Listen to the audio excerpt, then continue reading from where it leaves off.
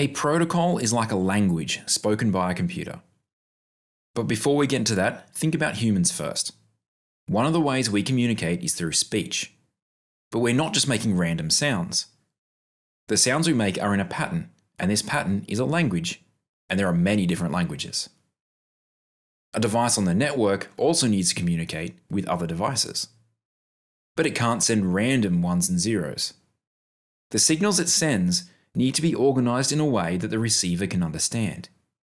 And that's what a protocol is, a set of rules that define how information is sent, received, and interpreted. There are hundreds of different protocols, all with different purposes.